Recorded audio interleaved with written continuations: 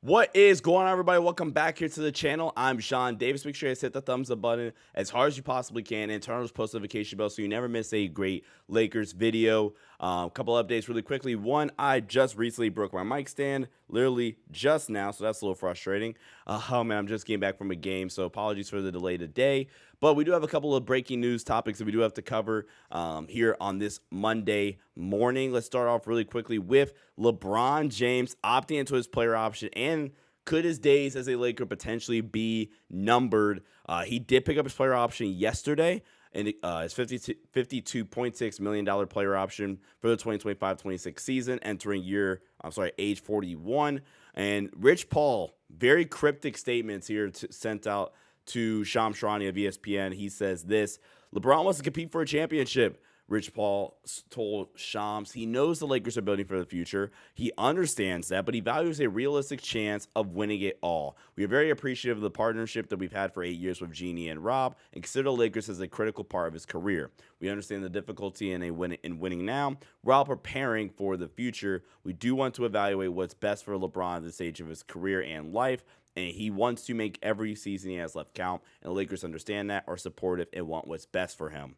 I'm told and Shams also confirmed to the report about LeBron that he's told that he wants to compete for a championship next season, and he is uncertain about the Lakers roster moving forward. LeBron is clearly of a mindset that he wants to compete for a championship, and he's going to be monitoring very closely. Are the Lakers going to make the moves that puts them in a position to seriously compete in the vaunted Western Conference? And if not, where do those conversations go? That becomes a subplot of the offseason. Now, if LeBron does decide to ask for a trade, he has a no trade clause and will be able to basically control where his next destination went. So I think there's a couple of different, subplots or storylines you can make of LeBron opting in. Number one, I personally think this is LeBron's last year. This also matches the timeline of a recent video that was dropped from a dinner that LeBron's, potentially joking. But, you could read into this that LeBron says that his wife, Savannah, wants him to retire in the next year or so. Since the last year of his player option for $52.5 million. Still a top 15 player or so on the planet. Impact maybe a little bit higher. Not here to argue that or have that debate necessarily.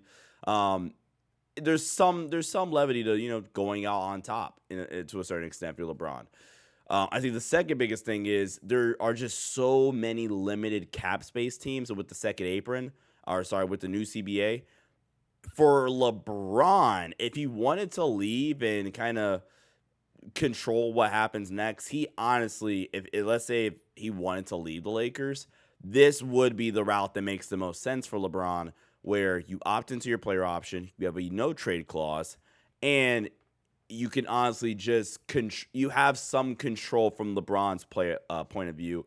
You can have some control at the very least if you do want to leave and where your destination is, compared to teams not having anything to offer for you on the open market due to limited cap space, or teams not having a lot of cap space, all the cap space being tied up. You can control your destination, and also it kind of gives you the back, the hand in your back pocket, wherever, of look, hey, I still have the Lakers, or really the Lakers are in the front pocket.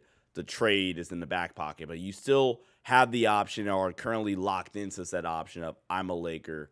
I get it. He is trying to play this out and see what the Lakers' offseason plans do currently look like. I kind of do want to address really quickly, should Laker fans feel any type of way at LeBron for, his handling of this and him putting pressure on the front office?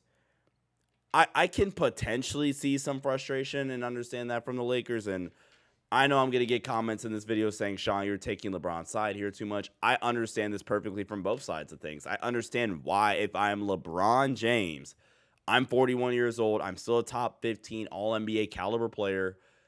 My years are very much, I am likely done. Let's be generous. Let's say I have 2 years left. Hey, clock's ticking. I don't have, not saying I don't want to play with Luka, but I don't necessarily have time for us to be patient and look long term thinking about Luka. I love you guys, but I want to go get a championship so I can get out of here if it's not here. But also at the same time, if I'm the Lakers, I completely understand not wanting to put all your chips in solely for a last chance with Bron. So the dangerous thing that the Lakers are going to have to try and navigate is, are they going to be able to find players that they can build out with for the Luka timeline? Let's say Bron retires after the season, that they could build outwards with for the Luka timeline, but at the same time, they could also use to, I don't want to say appease LeBron, but to attract LeBron and be like, look, we can win a title this year and you can get up out of here and retire afterwards. This is the right place for you. Stay here. That's going to be the biggest challenge the Lakers going to have to go through this summer. I will also like to add this, that if there was a situation where I would be kind of pissed off at LeBron at here, the one thing I would be a little irritated by is, and this is a LeBron playbook card throughout his entire career, and to a certain extent, it has worked throughout his entire career. So I can't necessarily fault him, although sometimes it's backfired, but for the most part, it's kind of worked. The public pressuring of the front office, I've never been too fond of, because then all that does, especially the Lakers front office, this is not now new ownership, so who knows what we can see how things change from Mark Walter, but typically in years past, if you go to Cleveland, for example, okay, cool, put pressure on the front office, they're going to fold, they make the trade, cool, we move on. So far, it's how this has kind of worked, I feel like, for the Lakers since LeBron's been here. Whenever he's pressured the front office, it's kind of been, okay, hey, Bron's upset, I'm going to do essentially this and put this out there and go to Shams or go to Chris Haynes or somebody or whatever.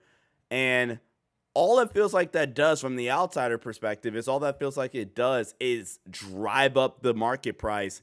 And that's how you get packages where reportedly the Utah Jazz won 2 first-round picks or whatever the hell it is for Colin Sexton, and then you turn around in a year and they trade him for a second, and they gave up said second. You know what I'm saying? Like, I feel like because you're the Lakers, and maybe because Rob isn't the most liked person on the planet, I do feel like this typically hasn't worked well for the Lakers. I feel like for the Lakers, since LeBron has been here, it has mostly been all their trades that have benefited the franchise since LeBron's been here. This is the one somewhat critique.